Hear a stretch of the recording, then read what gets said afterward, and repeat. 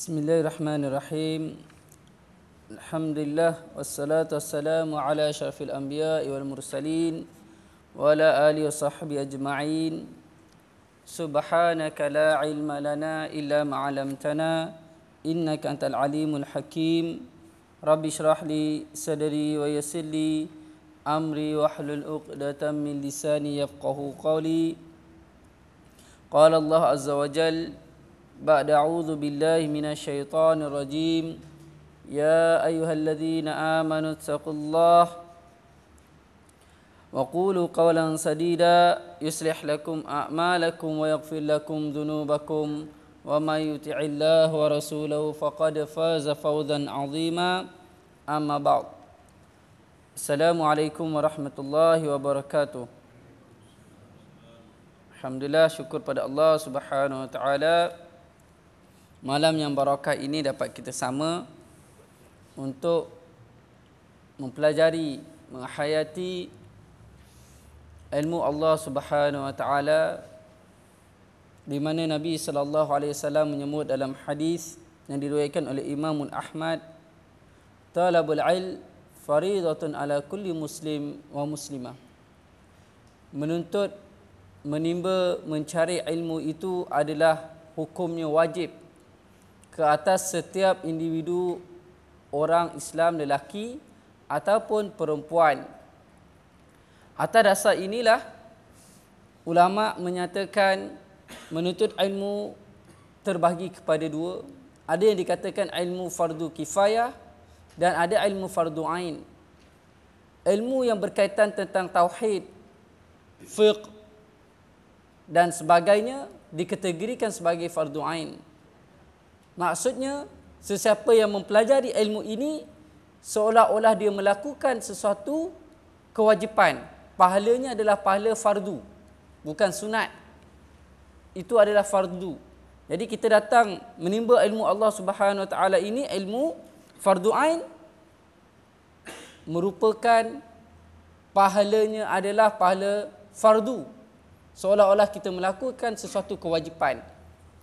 Dan pahalanya adalah sangat besar, sehingga dalam hadis diriwayatkan kelebihan orang yang keluar untuk mencari ilmu Allah Subhanahu wa taala, ilmu agama ini, ahli langit dan ahli dunia redha, sehingga hut yang berada dalam laut dan semut yang berada dalam lubangnya akan meminta keampunan untuk orang yang keluar menimba ilmu Allah Subhanahu wa taala.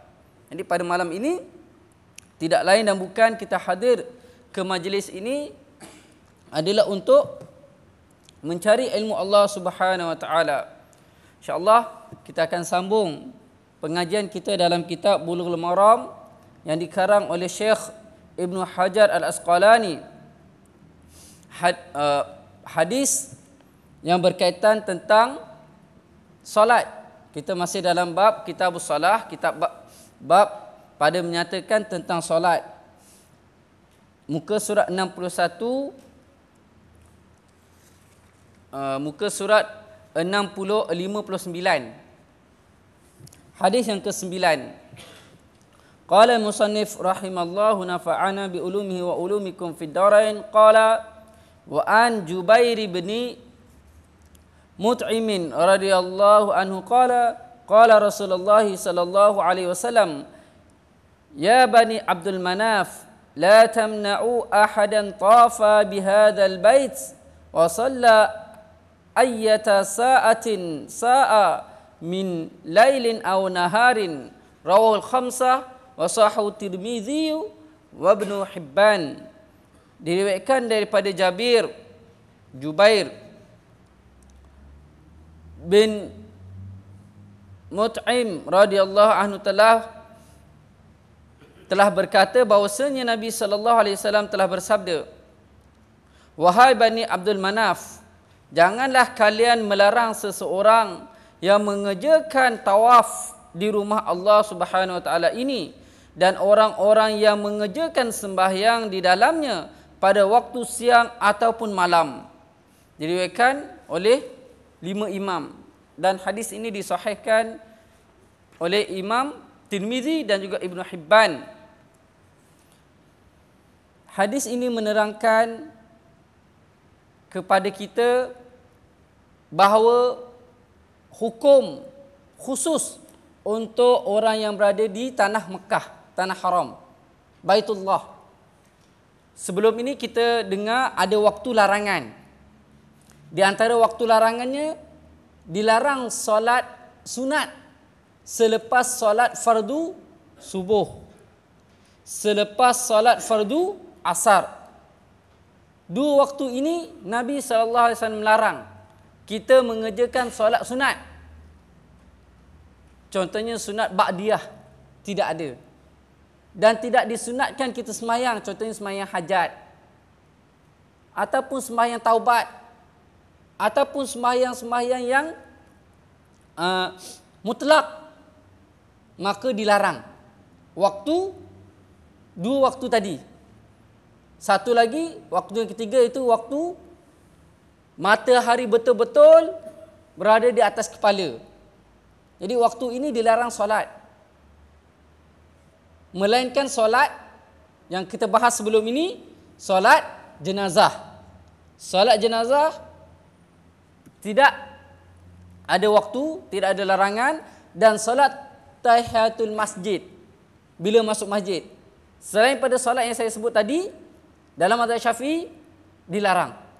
Dan hadis-hadis yang kita baca sebelum ini yang diriwayatkan dalam kitab Bulughul Maram ini, di mana Nabi sallallahu alaihi wasallam melarang, sebagaimana hadis yang diriwayatkan oleh Imam Muslim, la salata ba'dal asri hatta taghiba syam.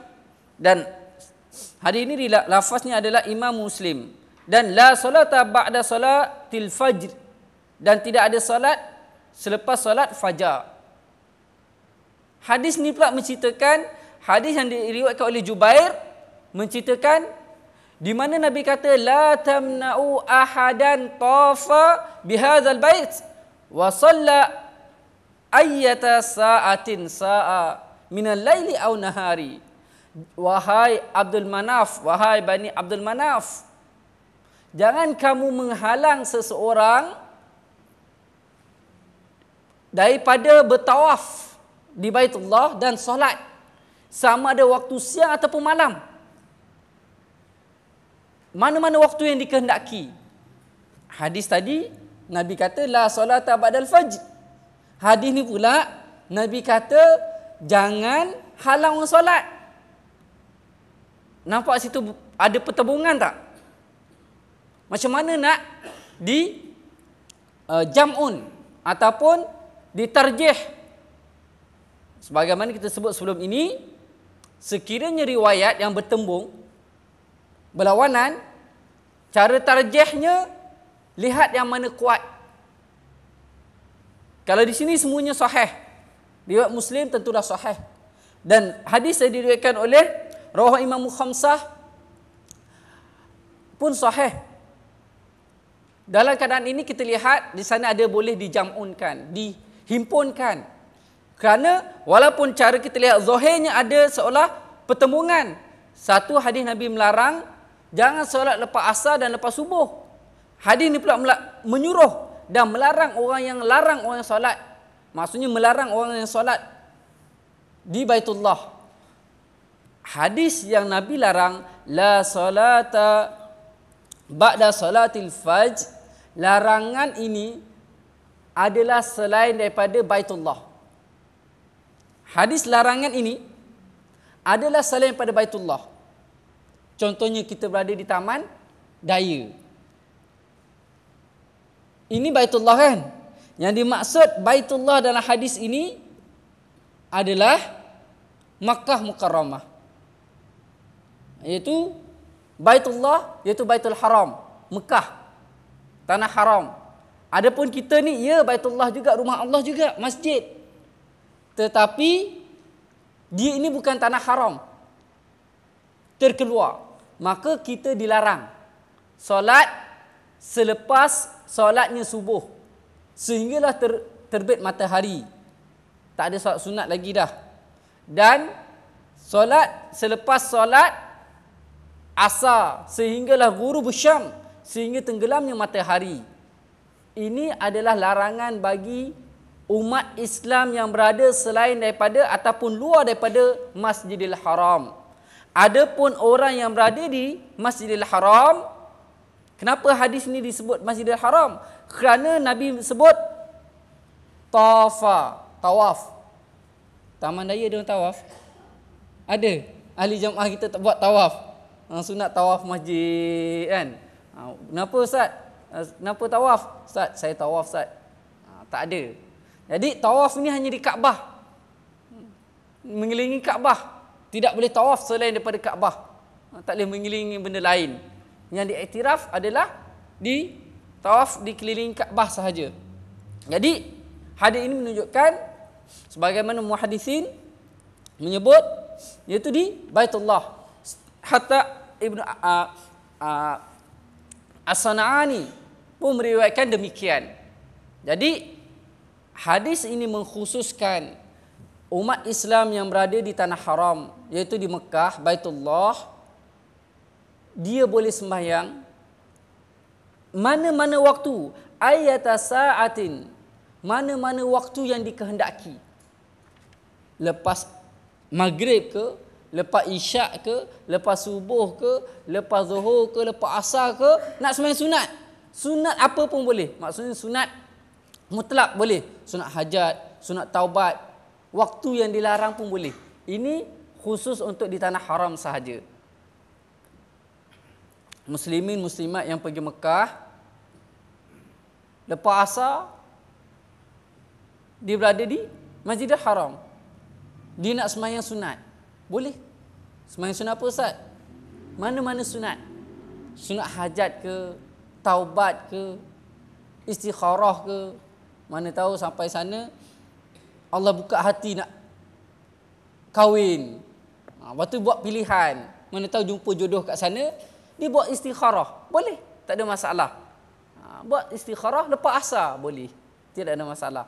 Tapi kalau di sini, iaitu selain pada Masjidil Haram, tak boleh.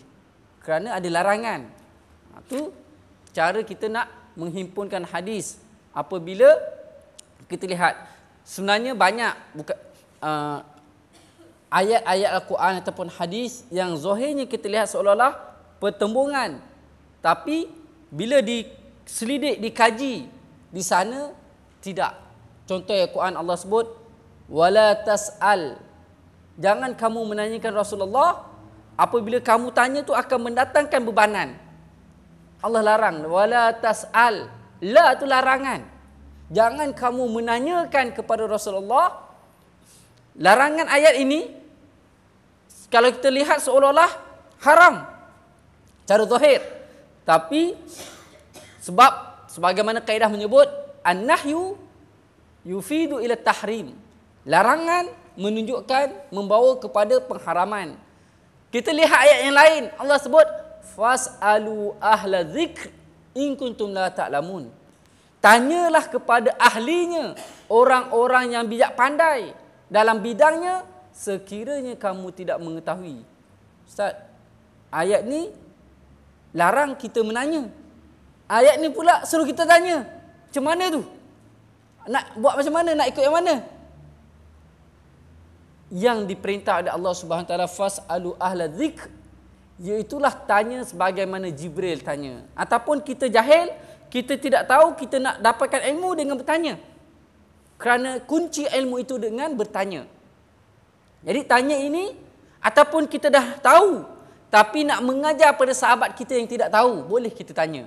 Sebagaimana tanya Jibril, datang kepada Rasulullah, meletakkan lututnya berhadapan dengan lutut Rasulullah, dan letak tangan di atas lutut Rasulullah, lalu menanyakan, akhbirni anil Islam.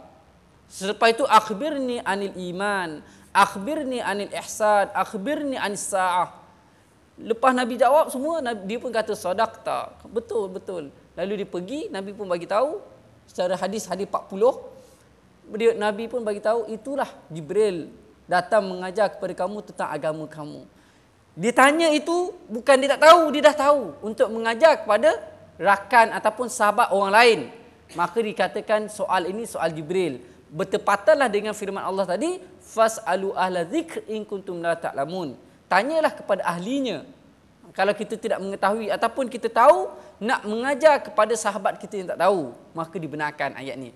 Yang Allah melarang kita bersoal sebagaimana tanyanya Bani Israel. Qalu ud'u lana rabbaka yubayyin lana ma hi. Tanya kepada Nabi Musa AS, wahai Nabi Musa, tanyalah kepada Allah. Allah perintah suruh sembelih lembu tu. Lembu jenis macam mana? Lembu betina dah. Macam mana pula? Allah bagi tahu lembu betina itu yang sedang, tidak tua dan tidak muda. Bikrun awanum baina dzalik. Bikrun maksudnya sedang. Usianya tidak muda dan tidak tua. Lepas tu tanya pula, dahlah tanya, Allah dah bagi tahu lembu betina, sedang, tidak tua, tidak muda. Ditanya pula, qala ud'u lana rabbaka yubayyin lana ma launuha. Tanyalah pada Allah. Lembu yang Allah perintah tu lembu betina, sedang, tidak tua, tidak muda. Kala apa? Tanya pula warna. Allah bagi tahu, qala innahu yaqulu inna baqaratun safra. Warnanya keemasan kuning. Tanya lagi, tak cukup. Lembu yang betina, sedang, tidak tua, tidak muda, kalanya kuning. Adakah dia ni dia duduk dalam kandang sahaja ke orang bawa jadi kenderaan dan sebagainya? Lalu Allah bagi tahu, qala innahu yaqulu inna baqaratul la zalulun tusirul arda wa la taskil harsa musallamatul la syiyata fiha. Jadi lembu yang tak boleh dibawa jadi tunggangan, dibawa untuk buat tanam, cocok tanam dan sebagainya. Lembu yang duduk, maksudnya duduk kandang saja, tak buat apa-apa sampai dia hampir-hampir tak dapat. Jadi soal seperti inilah yang Allah larang. Menanyakan untuk melepaskan diri. Soal Bani Israel nama dia. Soal Bani Israel. Helah nak melepaskan diri. Itu yang dilarang dalam Islam. Adapun soal untuk mengetahui dibenarkan. Sebab itulah ayat Quran kadang-kadang kita lihat cara zahirnya seolah-olah macam tu. Tapi di sana ada juga ayat yang pindaan, nasakh dan mansukh. Dan hadis pun banyak ada juga. Sebelum ini kita dah sebut ada hadis yang bertembung, di sana adanya nasakh mansukh. Tapi dua hadis ini bukan pindaan, bukan nasakh wa mansukh. Dia adalah, hadis ini adalah boleh dihimpunkan. Sebagaimana kita lihat hadis yang sebelum ini, hadis mandi junub. Di mana hadis yang pertama Nabi sebut apabila air bertemu air maka wajib mandi. Maksudnya apabila keluar air mani baru wajib mandi. Hadis ini menunjukkan bahawa kalau seseorang jima' ataupun bersetubuh dengan isterinya tidak keluar air mani, tak wajib mandi. Al-ma'u minal ma'. Maksudnya apabila keluar air mani baru wajib mandi. Kalau bersama dengan isteri tak keluar air mani, tak wajib mandi. Hadis itu. Lalu dipinda oleh hadis yang lain di mana diriwayatkan oleh Imam Muslim, walau wa illam yazil, wajib wujubul ghusl, wajib mandi walaupun tidak keluar air mani. Jadi ini dipanggil ada hadis yang bertembung, bila dia dihimpunkan, dijamunkan tak boleh, maka akan dilihat dari segi nasakh, mansukh dan tarjih dan sebagainya. Dan hadis ini bukan pindaan, bukan nasakh wa mansukh, bukan pindaan, akan tetapi jam'un, dihimpunkan. Maka di sini berlakunya pengkhususan. Khusus untuk orang berada di tanah haram, iaitu Mekah, maka dia boleh sembahyang. Ayyata sa'a, mana-mana waktu, min lailin aw naharin, siang ataupun malam dia nak sembahyang, boleh, tak ada masalah. Habis yang hadis Nabi larang, la salata ba'da salatil fajr, itu larangan selain daripada tanah haram. Jadi kita boleh sembahyang mana-mana waktu yang kita kehendaki apabila kita berada di Mekah, dan mana-mana waktu kalau kita nak tawaf tidak ada larangan, dibenarkan. Biasanya kalau sembahyang fardu tak ada orang tawaf lah, semua berhenti. Ada soalan? Hadis yang ke seterusnya, hadis yang ke-10. Wa an ibn Umar radhiyallahu anhuma anna Nabiy sallallahu alaihi wasallam qala asy-syafaqul humratu rawahu ad-Daruqutni wa sahhu Ibnu Khuzaimah wa ghairuhu wa wafaqahu ala Ibnu Umar. Hadis yang ke-11, wa Ibnu Abbas radhiyallahu anhuma qala qala Rasulullah sallallahu alaihi wasallam al-fajru fajran fajrun yuharrimu at-ta'am wa tahillu fihi salah wa fajrun tuharrimu fihi salah ay salatu subhi wa yahillu fihi at-ta'am rawahu Ibnu Khuzaimah wal Hakimu wa sahahu walil Hakimi min hadisi Jabirin nahwuhu wa zada fil ladhi yuharrimu at-ta'am innahu yadhhabu mustatilan fi ufuqi wa fi akhiril annahu kadzab ka zanabi sirhan. Diriwayatkan daripada sepupu Rasulullah sallallahu alaihi wasallam iaitu Ibnu Umar Abdullah bin Abbas radhiyallahu anhuma, dia telah berkata bahawasanya Nabi sallallahu alaihi wasallam telah bersabda, fajar itu ada dua macam, iaitu dua jenis, iaitu pertama waktu fajar diharamkannya untuk memakan makanan dan halal pada waktu itu untuk mengerjakan sembahyang. Dan yang kedua, fajar yang mana tidak diperbolehkan untuk mengerjakan sembahyang subuh dan halal waktu itu untuk memakan makanan. Diriwayatkan oleh Khuzaimah dan Hakim, dan bagi Hakim ia berpendapat daripada hadis Jabir mengenai tidak diperbolehkannya untuk memakan makanan itu. Sesungguhnya fajar itu terbit memanjang di ufuk, dan pada fajar lain fajar itu seperti ekor serigala. Hadis ini menceritakan tentang waktu fajar. Waktu fajar ni sebelum waktu fajar ini ada dua. Yang pertama dipanggil fajrun sadiq, yang kedua dipanggil fajrun kadhib. Fajrun sadiq ini fajar yang betul-betul, subuh, waktu subuh yang betul-betul, di mana di kaki langit kita akan nampak cerah. Fajrun kadhib, fajar yang menipu, maksudnya tak masuk waktu subuh lagi, dia hampir-hampir, dia baru ada sikit je baru nak masuk subuh, itu dipanggilkan fajar kadhib. Fajar kadhib ini iaitu fajar yang kedua. Haram, maksudnya tak boleh kita sembahyang subuh. Kalau sembahyang subuh tak sah. Sebab apa? Tak masuk waktu lagi.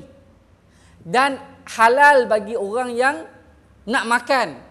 Orang yang nak puasa, halal bagi dia makan waktu sahur. Jadi dia boleh makan untuk orang nak puasa. Fajrul sadiq iaitu dah masuk waktu subuh. Halal, maksudnya sah orang yang sembahyang subuh. Sembahyang subuh dia sah. Sebab apa? Dah masuk waktu subuh. Itu fajar yang pertama tu. Dah masuk waktu subuh. Maka halal ataupun sah sembahyang subuh. Dan haram bagi dia makan. Kenapa? Dia puasa. Orang yang puasa dah masuk waktu subuh, boleh makan lagi tak? Tak boleh. Kerana apa? Sudah habis waktunya. Dah masuk waktu untuk dia berpuasa. Apabila fajar, masuk je fajar, maka haramlah makan bagi orang puasa. Bukan haram makan kita ni haram, tak. Orang yang tak puasa tak apa. Hadis ni haram menunjukkan kepada orang puasa. Apabila seseorang tu nak puasa, maka haram dia makan apabila sudah fajar. Jadi waktu fajar itu ada dua. Satu dipanggil fajar kadhib, satu dipanggil fajar sadiq. Fajar betul, iaitu waktu masuk subuh. Fajar yang tidak betul, waktu sahur lah. Waktu kita hampir-hampir, kita nampak kaki langit tu seolah-olah macam dah waktu subuh, tapi dia tidak cerah keseluruhannya lagi. Dia baru mukaddimah sikit-sikit. Maka waktu itu dipanggil waktu kadhib. Fajrul kadhib. Kita tak boleh sembahyang subuh lagi. Tapi boleh makan.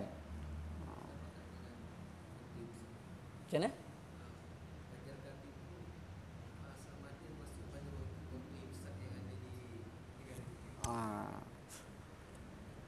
Tanya, adakah waktu fajrul kadhib itu waktu imsak? Dia lebih kurang macam itulah. Di antara, kalau dalam mazhab Syafi'i, dipanggil waktu untuk berhati-hati. Sebenarnya waktu imsak tu, waktu kalau kita yang kalender tu, takwim tu, dia ada waktu imsak, lepas tu baru subuh. Waktu imsak ni, kalau kita makan, batal tak puasa kita kalau orang puasa? Tak. Waktu itu bukan waktu subuh lagi. Cuma dalam mazhab Syafi'i, dia suruh berjaga-jaga. Dan sebahagian pandangan, itu adalah pandangan ulama' Syafi'iyah, terutamanya sebelah kita, sebahagian mereka menyatakan makruh atas dasar takut membawa kepada batal. Ini adalah ihtiyat. Jadi jaga-jaga. Ala kulli hal, waktu imsak ini bukan waktu subuh. Dia halal makan dan tidak sah sembahyang subuh. Itu yang dimaksudkan fajran, 2 fajar. Dan waktu imsak tu dia termasuk di antara waktu fajrun kadhib.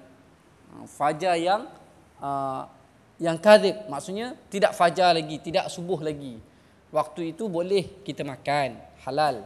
Maksudnya sah solat puasa kita, tapi tak sah sembahyang subuh. Fajrul sadiq, fajar yang betul-betul, sah sembahyang subuh dan batal orang yang makan apabila dia puasa. Itu yang dimaksudkan. Ada soalan?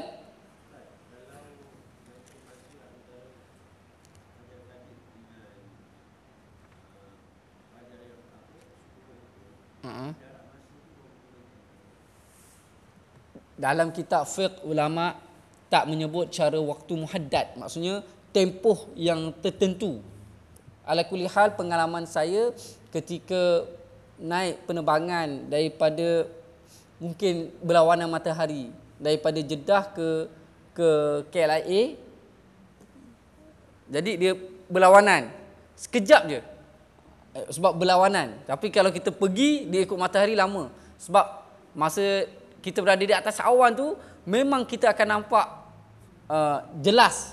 Sebab kalau kita dekat bawah ni mungkin kita terlindung dengan awan dan sebagainya. Tapi bila kita duduk di atas kapal terbang atas daripada awan, kita akan dapat lihat langit tu jelas. Jadi bila saya lihat tepi tu, saya buka tingkap, saya lihat dia ada garis cerah dan cerah dia tu tak menyeluruh, dia ada sikit-sikit macam tu. Saya pergi ambil wuduk, keluar balik, saya tak ambil wuduk lagi. Saya tunggu sekejap, dalam 2-3 minit macam tu, tak sampai 5 minit lah. Terus dia fajar betul-betul. Cerah fajar. Nampak fajar tu. Maksud cerah di kaki langit tu, dia tak nampak matahari. Kalau terbit matahari, itu bukan fajar. Itu panggil tulu usyam, terbit matahari. Ni langit cerah, tapi matahari tak ada. Itulah waktu fajar. Jadi kita nampak kaki langit tu cerah je. Saya pergi ambil wuduk, balik, dah matahari nampak. Maksudnya sebab kita berlawan matahari. Kalau tuan-tuan nak tahu, lihat lebih kurang waktu imsak lah. Imsak biasa berapa minit? 10 minit macam tu lah, lebih kurang macam tu lah. Tak, cuma ulama' dia tak ada dan sebut kitab waktu fajrul kazib ini 10 minit. Dia tak ada sebut macam tu. Ala kulli hal, waktu dia lebih kurang macam tu je. Sebelum waktu subuh. Sekejap. Macam tu lah.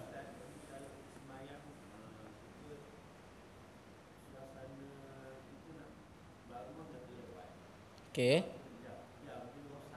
Okey.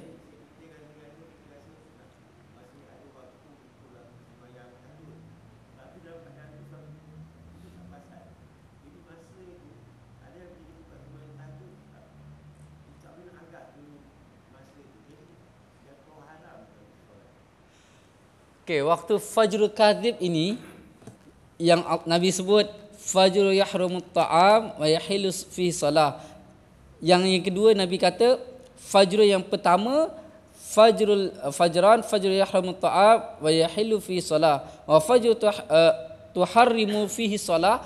Maksud haram solat di sini tidak sah solat subuh. Bukan haram kita solat sunat-sunat, bukan. Maksud haram kat sini ai batalas salah fajr subuh ataupun la yasihu, maksud dia. Maksud wa fajrun tuharimu fihi salah. Maksudnya fajar kadzib yang haram padanya solat ai la yasahhu salatus subh, iaitu tidak sah sembahyang subuh. Bukan maksud haram. Maksudnya jangan kita salah faham. Jangan kita rasa, jangan kita faham bahawa haram fajrul kadzib ini iaitu haram sembahyang. Bukan. Kerana sebelum subuh di antara disunatkan kita sembahyang. Sembahyang sunat tahajud 1/3 malam sampailah subuh. Sampailah azan subuh dibenarkan kita sembahyang. Maksudnya waktu imsak tu boleh sembahyang sunat. Waktu fajrul kadzib itu boleh kita sembahyang sunat. Tapi bukan sembahyang subuh lah. Yang dimaksudkan kat sini fajrun tuharimu fihi salah, fajar yang diharamkan padanya solat, maksudnya fajar yang solat subuh tidak sah. Faham bukan maksud haram sembahyang yang larangan yang tadi tu. Yang larangan tadi tu iaitu la salata ba'dal fajr. Ya, tidak boleh sembahyang selepas sembahyang subuh. La salata ba'da salatil asr. Tidak ada salat selepas sembahyang asar. Ya, ini larangan. Adapun ni solat subuh yang tak sah. Bukan larangan sembahyang sunat. Tu maksud dia. Jadi memang Nabi sebut fajrun tuharimu fihi salah, sebagaimana disebut oleh As-Sana'ani dan sebagai ulama-ulama muhaddisin. Yang dimaksudkan kat sini ialah sembahyang subuh tidak sah. Bukan pengharaman, bukan waktu larangan sembahyang sunat, tidak. Waktu larangan sembahyang sunat iaitulah lepas sembahyang subuh. Bukannya fajrun kadzib. Bukan. Dan di sini adalah penafian sahnya sembahyang subuh. Ada soalan?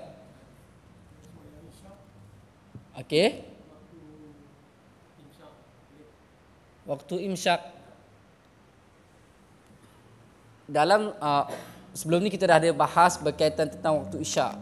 Waktu isyak tu bermula hilangnya ahmar ataupun kemerahan di kaki langit, maksudnya hitam, gelap semua langit itu sehingga mana waktu kadar waktu isyak itu.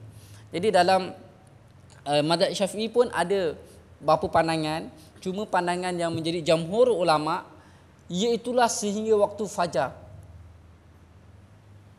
Ada yang menyebut nisful lail, pertengahan malam, thuluthul lail, 2/3 malam, fajr. Dan pandangan masyhur, pandangan ulama yang paling jamhur ulama, pandangan yang ramai majoriti adalah waktu isyak itu penghujungnya adalah fajar. Masuk fajar, habislah waktu. Sebagaimana waktu zuhur, habis waktu zuhur iaitu apabila masuknya waktu asar. Habis waktu isyak apabila masuknya waktu subuh. Ini pandangan jamhur. Jadi lepas sembahyang subuh, lepas sembahyang isyak sehinggalah subuh dibenarkan sembahyang sunat. Tidak ada waktu larangan. Yang ada waktu larangannya waktu lepas subuh sehingga matahari naik. Bila matahari naik je dah boleh sembahyang sunat. Sembahyang sunat sebahagian ulama adalah perbahasan sikit, sembahyang Isra' perbahasan sedikit, sembahyang duha itu tak ada perbahasan, semua ulama ittifaq setuju, dan sembahyang-sembahyang lain. Sampailah matahari tengah-tengah kepala kita, ini waktu larangan juga. Okey. Dan zuhur, bila masuk zuhur je sunat sembahyang apa pun lepas sembahyang zuhur tu. Sampailah waktu asar. Lepas sembahyang asar dilarang. Kecuali sebagaimana hadis yang Nabi sebut, Aisyah meriwayatkan bahawa hadis yang akan kita baca nanti, di mana diriwayatkan oleh Ummu Salamah menyebut bahawa Nabi sembahyang asar. Lepas sembahyang asar Nabi masuk ke rumahnya, lalu Nabi sembahyang 2 rakaat. Bila ditanya kenapa bukankah waktu ini larangan, Nabi sebut la salata ba'da salatil asr. Jadi Nabi bagi tahu syughiltu an rakaatain ba'dal zuhri. Aku sibuk, maksudnya aku terlupa, kesibukan menyebabkan aku terlupa sembahyang 2 rakaat selepas sembahyang zuhur. Ba'diyah selepas zuhur, lalu aku solat. Ummu Salamah nanya, adakah kamu qada? Nabi kata tak. Jadi Nanti kita akan bahas.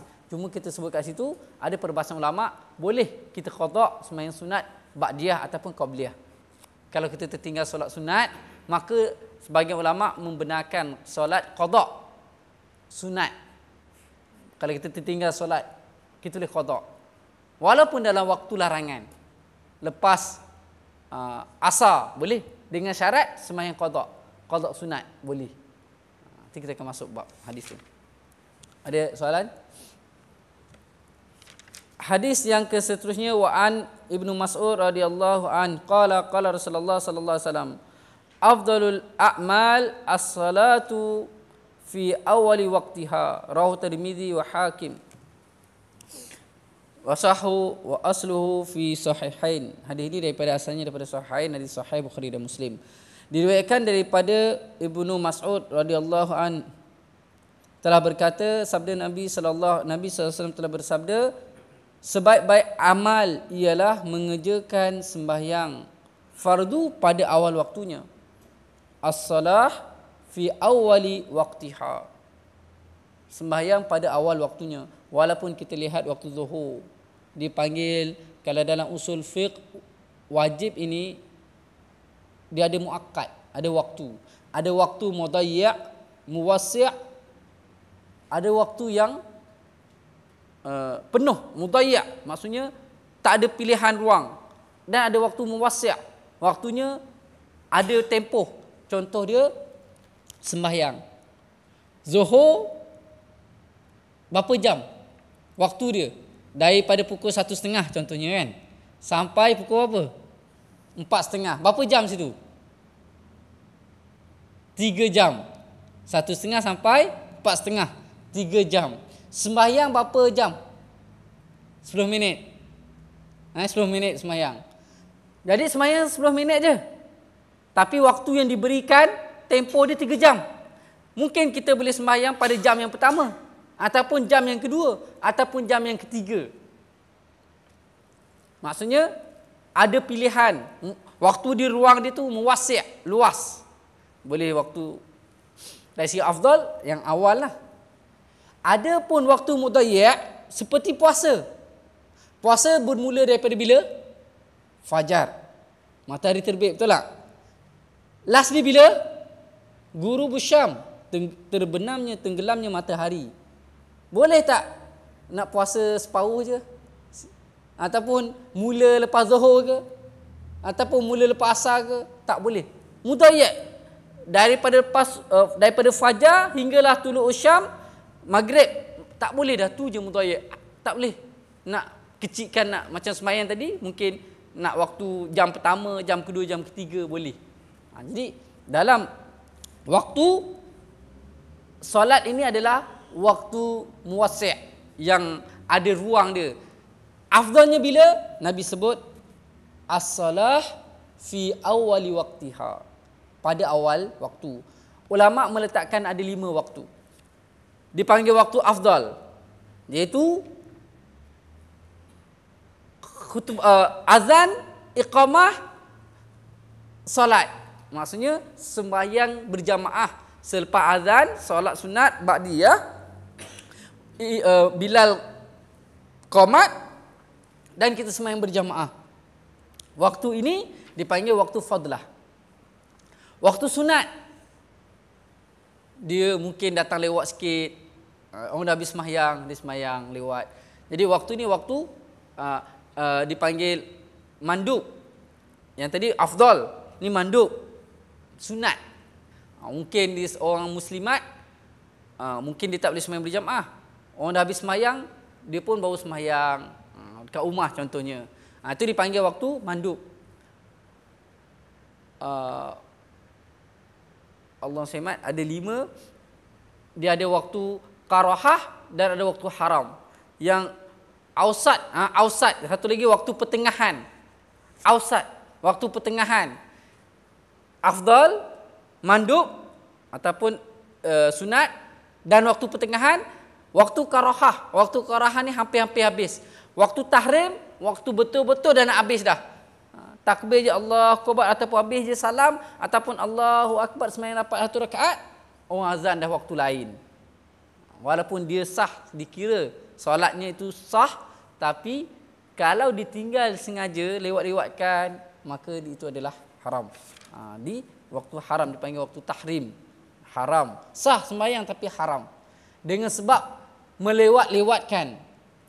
Fawailul lil musallin, celaka ataupun nakwil bagi sembahyang. Alladzina hum fi salatihim sahun.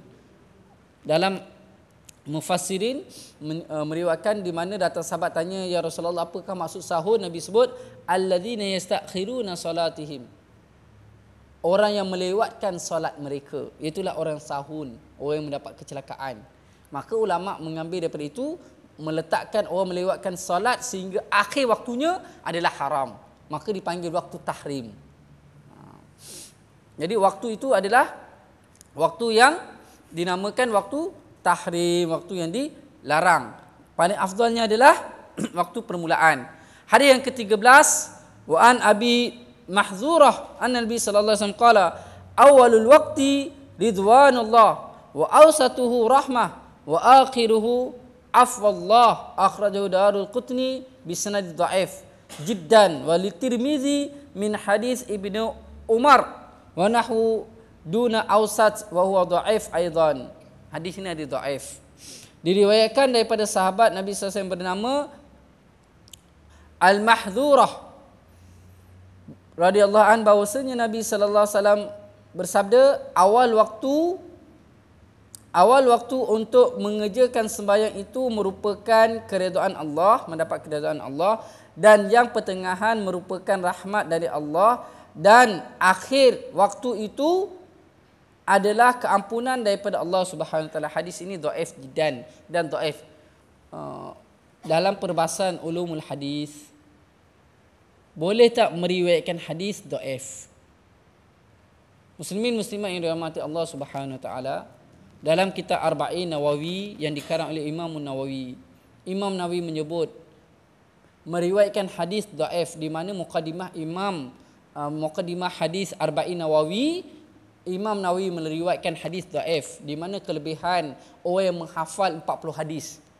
Hadis ini adalah hadis dhaif, di mana hadis dhaif ini Imam Nawawi menyebut li fadalil a'mal, dibenarkan untuk fadail, untuk memberikan targhib, motivasi, galakkan, dan juga menceritakan tentang kelebihan, dibenarkan riwayatnya.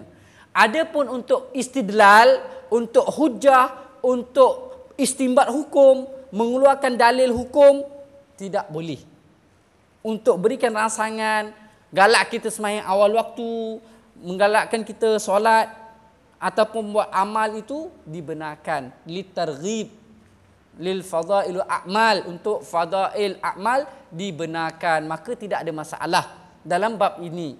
Jadi dibenarkan. Ini hadis dhaif, hadis yang lemah, disebabkan bukan kata-kata Nabi lemah, perawi itu lemah. Mungkin dari segi ingatannya, dari segi amalannya, mungkin ditomah dia sebagai sekian, maka diletakkan ataupun sanadnya terputus. Mustahil orang ni ambil daripada jenazah yang itu kerana dia tak hidup pada zaman itu, maka terputus sanadnya, maka ditomah dia sebagai sekian, hadis sekian, ditegeri dalam hadis dhaif. Hadis dhaif boleh diriwayatkan.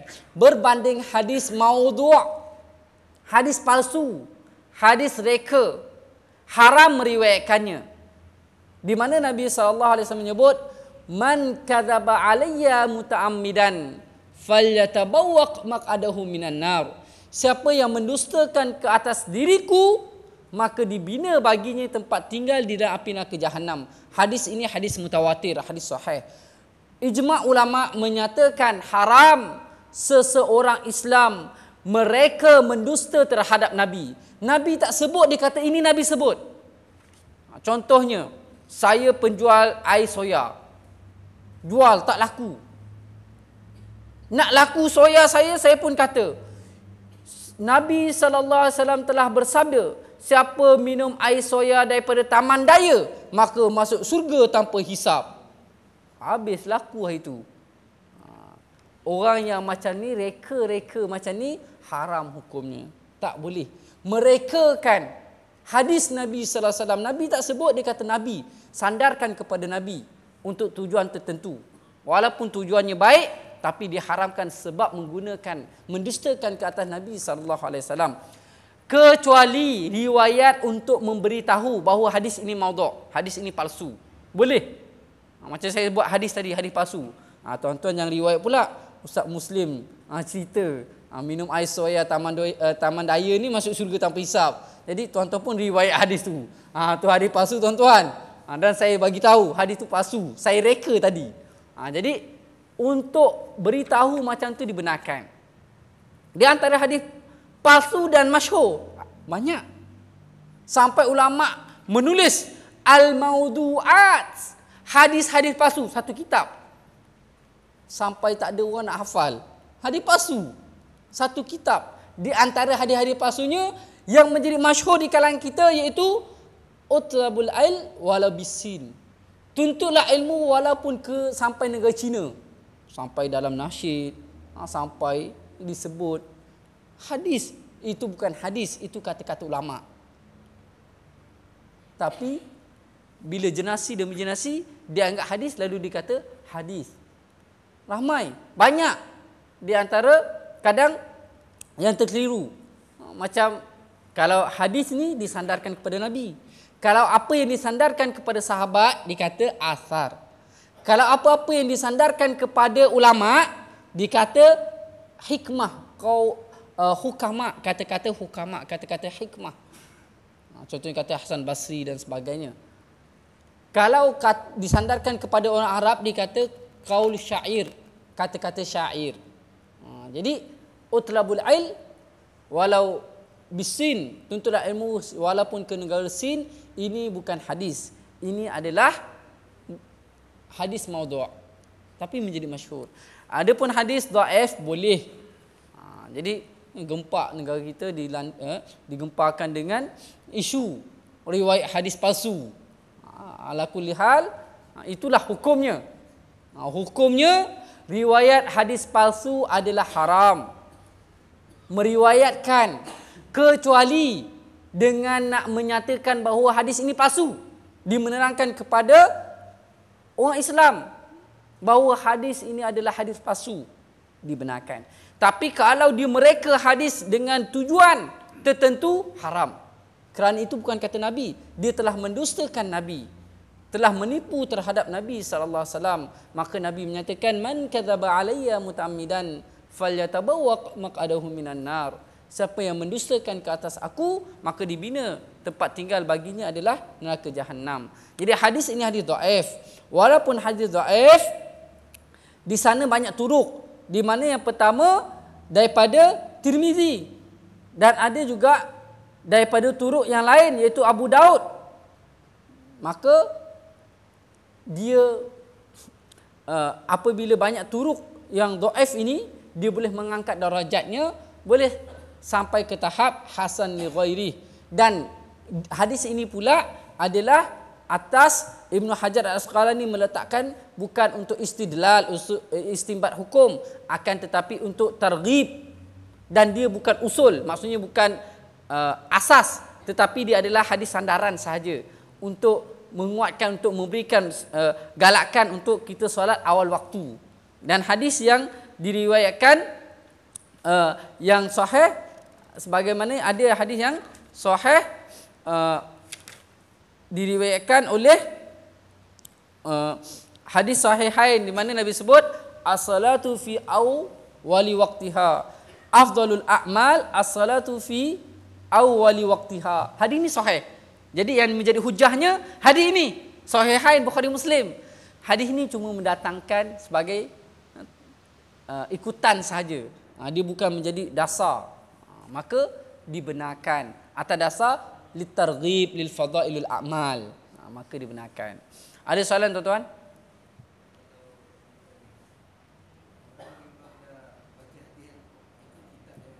Okey.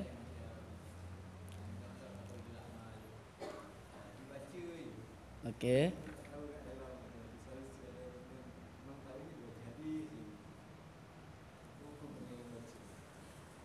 Sebenarnya dalam itulah dalam kita mempelajari mesti kena ada guru. Tak boleh kita mempelajari tanpa guru. Ramai zaman sekarang ini dia ambil ilmu daripada ustaz, guru. Ada guru. Guru mana? Ustaz Google, ustaz YouTube. Banyak dia tengok, dia ambil daripada, belajar daripada mana? Saya tengok YouTube. Saya ambil daripada Google, search Google dan sebagainya. Yang dimaksudkan ustaz dekat sini, mursyid. Ustaz yang mursyid, maksudnya orang yang betul-betul mempunyai kelayakan. Alim dalam bidang itu. Sebab itu Allah sebut, fas'alu ahla dzikr in kuntum la ta'lamun. Tanyalah, pelajarilah, tuntutlah, timbalah ilmu daripada ahla dzikr, ahli bidang tu, pakar dalam bidang tu. Kalau nak belajar hadis, kena belajar orang yang ulama hadis, orang yang tahu hadis. Ni kita sama-sama kawan kita belajar hadis tanpa mengetahui hadis ni dhaif ke, hadis maudhu' ke, hadis sahih ke. Entah-entah hadis tu hadis yang telah dipinda. Maka bukan sekadar hadis ni, hatta dalam Quran. Kita tak menuntut dengan ustaz ataupun guru yang mursyid. Ambil pun ayat Quran ni, dia baca, ya ayyuhalladzina amanu la taqrabus salata wa antum sukara. Wahai orang beriman, jangan kamu menghampiri solat ketika kamu mabuk. Ayat ini menunjukkan bahawa seseorang mabuk tak boleh datang sembahyang. Maka dibenarkan minum arak apabila di luar sembahyang. Maka kita boleh minum arak. Lepas isyak nanti kita minum arak. Lepas maghrib jangan, sebab maghrib isyak tu hampir. Dia pun ikut. Ya, ayat tu memang macam tu. Tapi ayat ini tuan-tuan muslimin, muslimat, rahimakumullah, ayat ini telah dipinda. Dengan ayat innamal khamru wal maisiru ansabu wa azlamu rijsun min amali syaitan fajtanibuh la'allakum tuflihun. Sesungguhnya arak, judi, tidak nasib, sembah bahala adalah daripada amalan syaitan, najis, jauh daripadanya, haram hukum dia. Moga-moga kamu menjadi orang berjaya. Jadi ayat ini meminda ayat yang tadi. Jadi kalau kita tak tahu, hatta dalam ayat Quran sendiri ada pindaan, hadis pun ada pindaan. Kalau tak, kita takut, kita baca, kita amal, tengok-tengok hadis itu telah dipinda. Dengan syarat kalau kita nak belajar, bukan untuk mengeluarkan hukum, tapi untuk targhib, tu tak apa. Maksudnya semua hadis itu berkaitan tentang motivasi saja. Kelebihan, motivasi, itu mungkin kita baca macam tu. Tapi kalau di sana berkaitan hukum, nak mengeluarkan istinbat hukum, mencerita sekian-sekian, memerlukan kepada tasheh, memerlukan kepada ditilan, maka mesti kepada guru. Kalau tak, maka syaitanlah akan menjadi gurunya. Itu bahaya. Kita menimba, mempelajari ilmu hadis, Al-Quran, fiqh, mana-mana ilmu, kalau tidak ada guru mursyid, maka syaitan akan menjadi gurunya. Itu bahaya. Ada orang mengaku menjadi Nabi, bila ditanya mana dalilnya, dia baca Yasin wal Quranil Hakim innaka laminal mursalin. Ayat Quran tuan-tuan. Jangan main berdalil dengan surah Yasin. Dia kata saya jadi Nabi sebab ayat tu, innaka laminal mursalin. Sesungguhnya engkau daripada utusan kami. Siapa? Saya lah yang dimaksudkan engkau tu. Daripada Nabi-Nabi. Maka saya Nabi kepada bangsa Melayu. Last sekali kena tangkap, dia pun mengaku, saya letak jawatan daripada menjadi Nabi. Ini bahaya. Tafsir dengan sendiri, tanpa ada guru, tanpa mempelajari. Jadi zohir dan sebagainya. Jadi kalau kita nak belajar hadis, mestilah ada guru yang mursyid. Kalau tak pun, hadis yang berkaitan tentang fadhailul a'mal, untuk memberi rangsangan, tidak apa. Tapi kita kena lihat juga, takut ada hadis yang maudhu', hadis palsu. Kerana kita sebut tadi, hadis dhaif boleh lagi meriwayatkannya. Tapi kalau hadis palsu, tak boleh meriwayatkannya. Ustaz, macam mana nak tahu hadis palsu, hadis dhaif? Kena belajarlah. Kena tanya ulama, tanya ustaz, tanya mursyid, guru yang mursyid, baru dia tahu hadis ni hadis dhaif. Kadang-kadang ada sebagian kitab dia ada takhrij. Takhrij ni macam kitab ni dia ada takhrij. Contohnya tulis muttafaqun alaih. Hadis ini dhaif, hadis ini sahih. Dia ada takhrij dia. Maksudnya dekat habis hadis tu dia akan tulis hadis ni diriwayatkan oleh siapa dan hadis ni sahih ke tak sahih. Kalau hadis macam ni senang. Maksudnya mudah sikit kita tahu.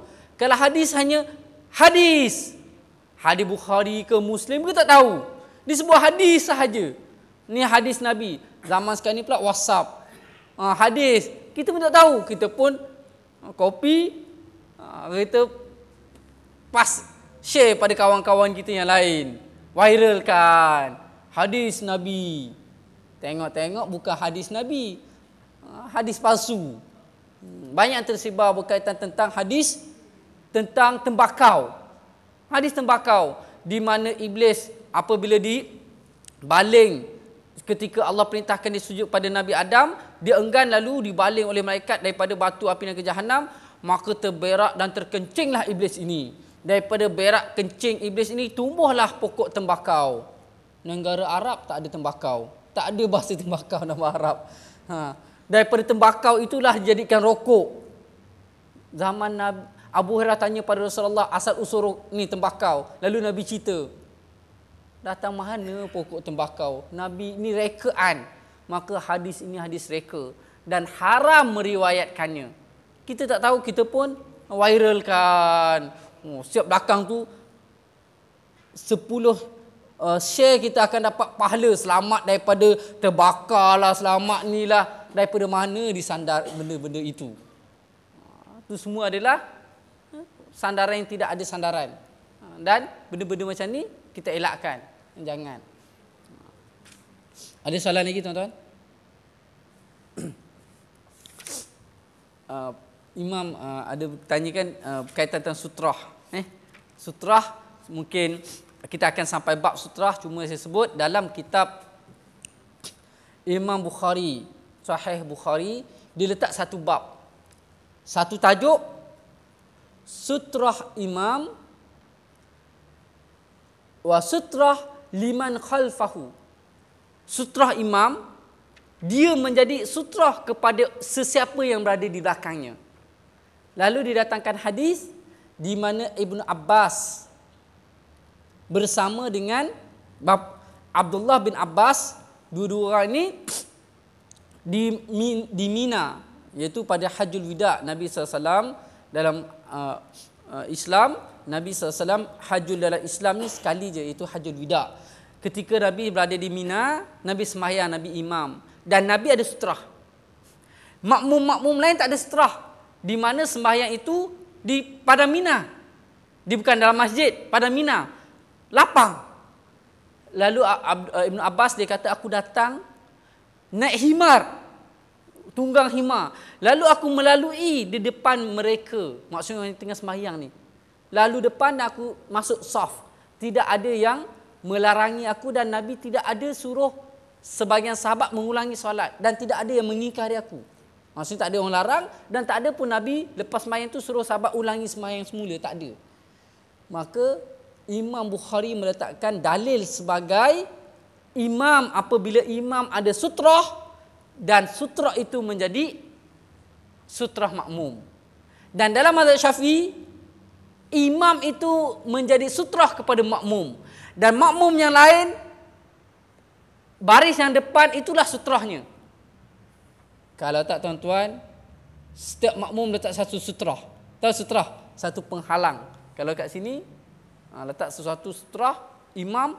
Kalau bayangkan setiap makmum, saf yang pertama semua sutrah, saf yang kedua belakang kaki makmum tu semua letak sutrah satu-satu.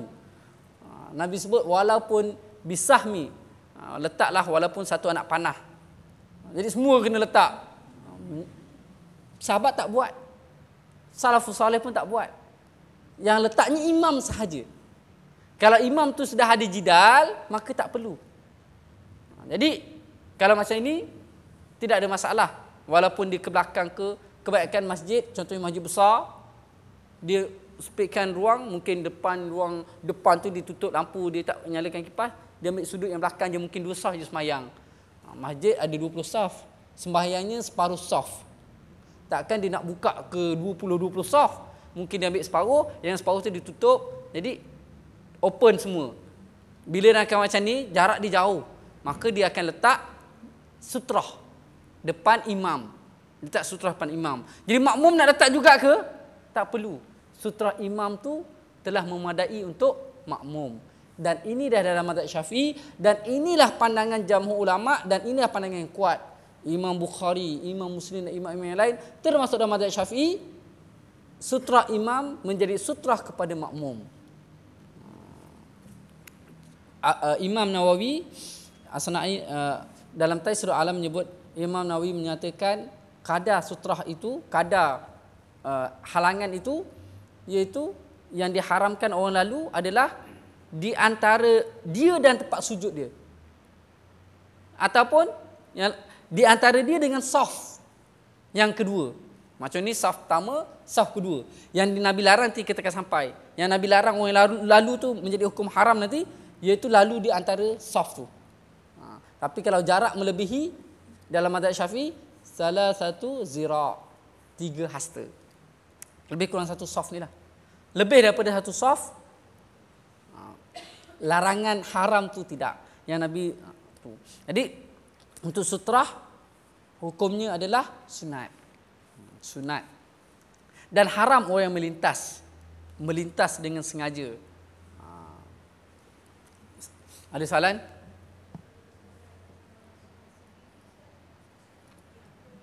Okey. Kalau solat sendirian, macam kita sebut tadi, sembahyang Jumaat, solat berjamaah, maka imam menjadi sutrah kepada dia. Kalau bersendirian, pertama sekali, sebagaimana diriwayatkan dalam Taisirul Alam dan kitab-kitab fiqh, kita solat jangan solat dekat pintu. Contoh saya buat dekat depan tu kan, tu ada pintu kan, pintu masuk. Kita solat kat depan pintu tu, orang akan masuk pintu tu.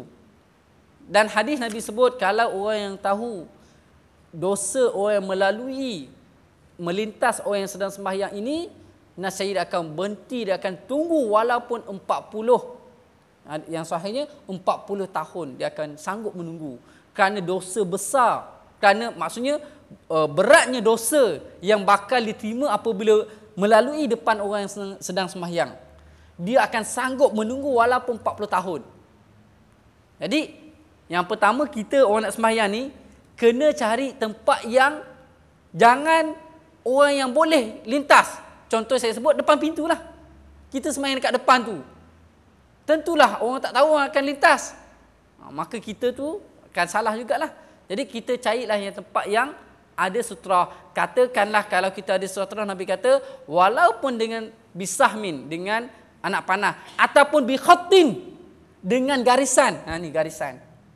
Ataupun Nabi buat, ada riwayat nanti kita akan sampai bab tu, Nabi ambil sesuatu, Nabi garis sebagai batasan sutrah. Jadi kalau sembahyang individu persendirian, afdalnya ada sutrah, sunat, untuk mengelakkan tadi orang lintas.